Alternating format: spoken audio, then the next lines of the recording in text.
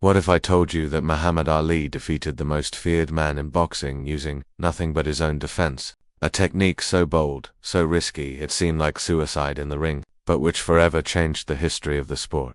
On the night of October 30th, 1974, in the heart of Kinshasa, Zaire, the entire world held its breath.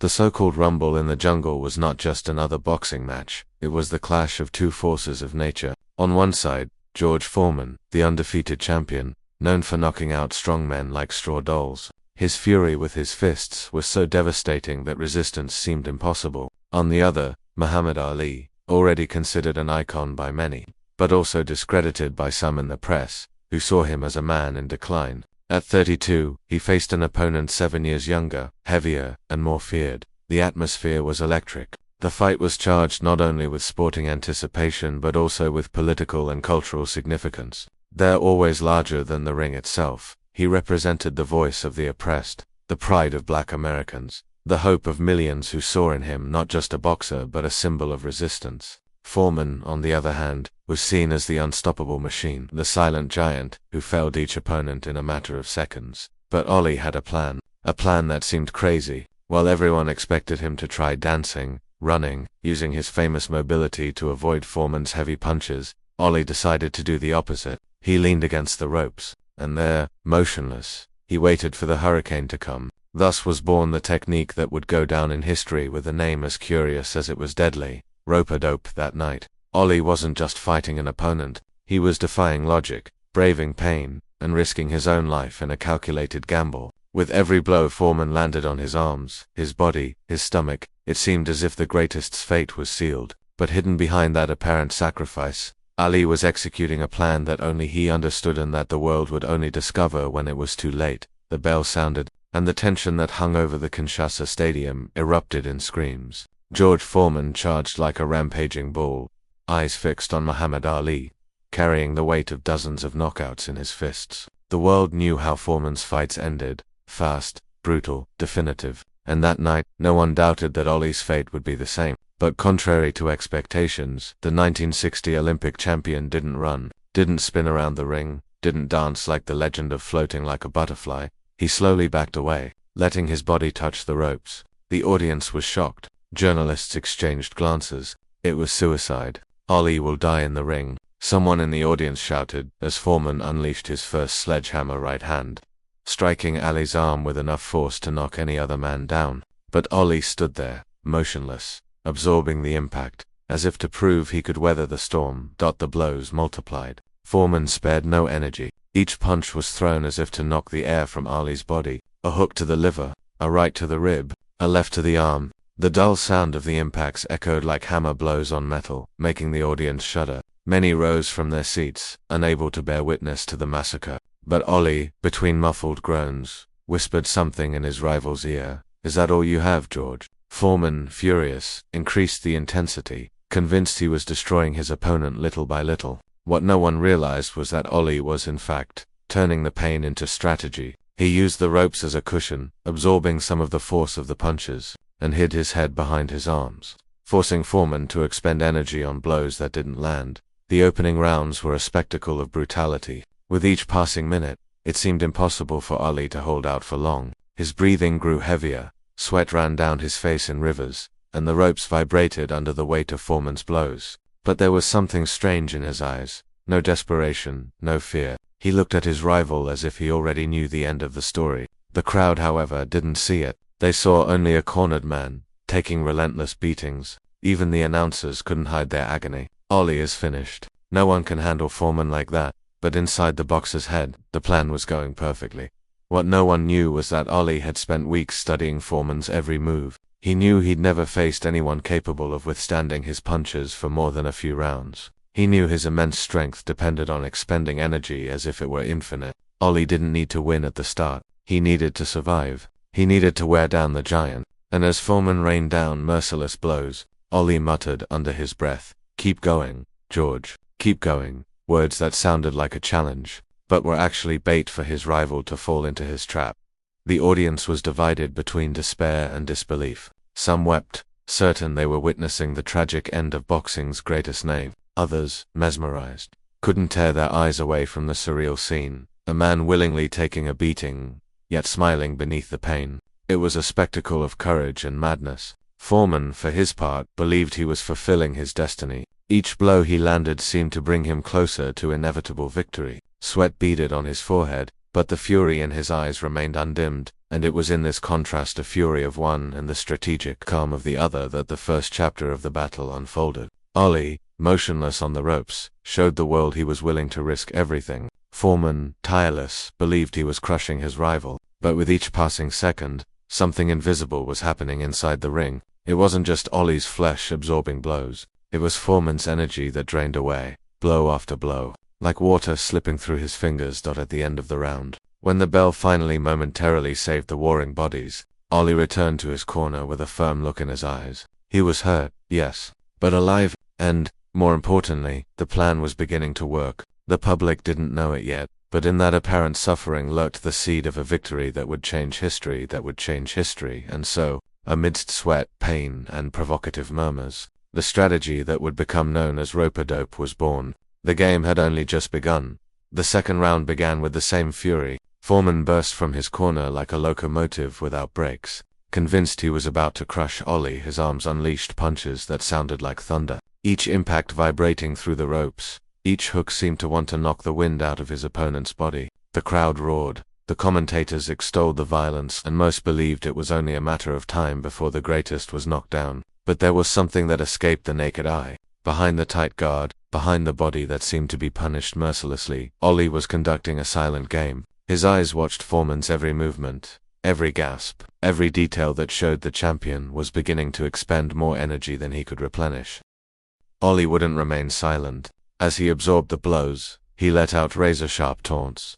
"Come on, George, is that all? My grandmother hits harder than you," he mocked, almost amused. Foreman roared with rage and responded with even more violent punches, certain that at any moment the body before him would collapse. But, without realizing it, he was being drawn into a psychological trap. With each sentence from Ollie, he wanted to prove his strength more. With each provocation, he lost control more. And while Foreman gave in to his fury, Ollie stuck to his plan: resist, wear down, survive. The ring became a theater of contrasts. On one side, pure brutality, strikes that shook the stadium. On the other, strategic calm, a mind that calculated every second. There, he didn't need to land many punches. He just had to endure, just wait. And when he saw an opening, he would unleash a quick, crisp, accurate jab that hit Foreman's face and reminded the world that he was still there, alive and dangerous. The blows were short but charged with intent. They weren't aimed at an immediate knockout, but rather at doubt. The giant was beginning to sense that perhaps it wouldn't be as easy as he imagined. The crowd was divided between fear and hope. Many chanted Ollie, run, desperate for him to use his legs and escape the storm. But Ollie didn't run. He remained leaning against the ropes, like a man defying logic, almost begging for more. And this image, which seemed crazy, was the essence of rope-a-dope, transforming weakness into strength, passivity into control, pain into ammunition. With every round, every minute, Ollie didn't just survive, he drained Foreman. Foreman, however, didn't notice. His arms grew heavier with each blow, but fury still blinded him. Sweat cascaded down his body, and his breathing became a deeper roar. There, between blows and taunts, he leaned in and whispered, "You'll tire me out, George. And when you tire me out, you'll be mine." Words that, if they seemed like arrogance at the time, would later be remembered as prophecy. At the end of the second round, Ollie returned to his corner smiling, despite the red marks scattered across his body. His trainers were tense, but he simply said, "It's working. Let Degen finish himself solo." It was as if victory were already in his mind, even though, to everyone else, he seemed to be heading for the abyss. That the audience didn't know it, but they were about to witness one of the greatest comebacks in sports history. What seemed like a sacrifice was actually a masterful plan. There he was teaching the world that sometimes, to win, you have to endure. You have to transform pain into a weapon, and patience into power. And while Foreman wallowed in his own fury, Ollie earned every second that brought him closer to glory. The ring was no longer just a physical battleground, it was now an invisible game of endurance and mind. If you've made it this far, you've already realized we're not just talking about boxing, but a battle of wits, courage, and strategy. So tell me, would you have the courage to face the pain like Ollie did? Leave your opinion in the comments, because I want to know. Also, like and subscribe to the channel. because this story is about to get much more intense. As the third round began, Foreman was still advancing like a predator, but Ali's watchful eyes were already noticing the small cracks. The blows, which had once been like dynamite explosions, now arrived a second late, as if each of Foreman's arms weighed twice as much. He still landed hard, still rocked Ali's body against the ropes, but he was no longer the same unstoppable machine of destruction. The crowd, however, didn't notice. They continued to believe Ali was slowly destroying himself, and each time Foreman delivered a powerful cross, screams of terror echoed through the stadium. But amidst the storm, Ali found openings, sharp jabs, straight to Foreman's face, reminding him that the old man was still alive. Foreman was beginning to sweat profusely. His chest heaved like a bellows, and at the end of each series of blows, he needed a few extra seconds to recover. Ali, with a cold stare, took advantage of these moments to provoke. "Tired already, George? We haven't even started yet." The phrase echoed louder than any punch, because that was exactly what was happening. The giant was beginning to tire. Each provocation from Ali wasn't just arrogance, but part of a calculated poison, slowly eating away at Foreman's mind. The ring, until then the scene of a foretold execution, was transformed into a psychological battlefield. Ali took a beating, but smiled. Foreman struck but began to feel doubts. It was as if the roles were slowly reversing, but so subtly that only the most attentive could notice. Foreman's trainers shouted from the sidelines, urging him to calm down, to conserve energy, but pride and anger were stronger. He wanted to destroy Ali, to prove that no man could survive his strength. Meanwhile, Ali continued his performance of resistance. He leaned against the ropes, absorbing blows, blocking, hiding his head, allowing his body to be the target of blows that, in another context, would be fatal. But each passing second was an invisible victory. The audience saw a man being beaten. Ali saw an opponent exhausted. The commentators described a massacre. Ali heard only the sound of victory approaching. SLOW and cruel. At the end of the third round, Foreman returned to his corner dripping sweat, his chest heaving, and with a strangely tense expression. There was no smile, none of the usual confidence of an undefeated champion. For the first time, he felt something wasn't right. Ali, on the contrary, returned to the bench with a slight smile, his lips parted, but his gaze steady. "It's working," he murmured again, as his trainer wiped away the blood mixed with sweat. The audience still didn't understand. To them, Ali remained a man on the verge of collapse. But inside that ring, the giant was beginning to falter, and so, in the silence between the shouts and punches, the story changed direction. Foreman was still a wall, but the first cracks were already showing, and Ali knew it was only a matter of time. The fourth round brought a different sound to the stadium. It wasn't just the thunder of blows, it was the rumble of doubt. Foreman advanced again, but his steps were heavy. His body glistened with sweat. His breath was raspy, like sandpaper. Ali leaned against the ropes for a moment, absorbed the first storm, and then did something no one expected. He stepped forward. The crowd held its breath. Foreman launched another sequence, but was met with firm arms and a cold face. Ali saw the window. He responded with two short, sharp, precise touches, and retreated. He taunted again in a low voice. "That's not a duel, champion. Where's your fire?" Foreman gritted his teeth and tried to run him over. More exhausted, less control, Ali watched as if reading an open book. He began to pace himself with his body, moving his shoulders, breathing deeply, pulling the giant toward an invisible swamp. And the stadium, little by little, understood. There was calculation in that suffering. There was direction in the pain. Foreman didn't know it, but his longest night was beginning there. The fifth round began with an eerie silence, as if the crowd were waiting for a signal. Ali gave it when he stepped off the ropes in 3 long strides and landed a blow to Foreman's forehead. It wasn't a heavy blow. It was a warning. The giant tried to engage, but his hands were no longer as hurried. Ali smiled, bowed his head, and whispered, "You're going down, George. Not for me, for you." The crowd erupted. From a loud chant, a chorus rose that grew like a drum. Ali Bowman. The sound carried through the ring. Foreman tried to drown out the chant with force. He missed badly with a wide attack. Ali slid half a step, touched his chin, and stepped away. Light, almost dancing. No empty spectacle, pure control. Every time Foreman threw his weight, Ali returned the minimum necessary, making the giant pay interest in exhaustion. Foreman's eyes searched for an answer. They found none. On the other side, Ali took a deep breath and said, "We still have time for you to get lost." And the arena understood. The tide had turned. In the 6th round, Foreman's legs seemed to sink into the ground. He still kept coming forward, but each step took its toll. Ollie noticed, and began attacking in short bursts. Always short, always clean.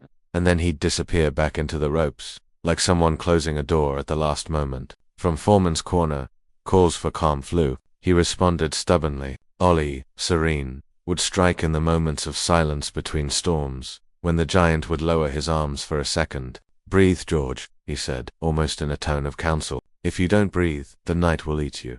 The crowd began timing Foreman's breaths. Each pause was a warning, each sigh a step back. Ollie kept his guard up, his gaze sharp, and a slight sway that told the world, "I'm still leading." When the bell rang, Foreman staggered a half step. He didn't fall, but the fall was already living inside. In the seventh, the scene returned with a new detail. Ollie initiated, touched the body, went up to the face and trapped his rival in the ropes. The eighth round approached like a clock ticking loudly inside the stadium. Ollie could feel the time on his skin. He knew the tide was in his favor and that every second was worth its weight in gold. He beckoned Foreman closer with a brief gesture of his glove. "Come on," he said, without raising his voice. The giant obeyed, driven by pride. He unleashed another barrage. He found firm arms, hard shoulders, little free flesh. Ollie let the storm pass, like someone enduring a wave until they feel the bottom. Then he opened up space and returned 3 blows that cut through the air. Foreman's face shook.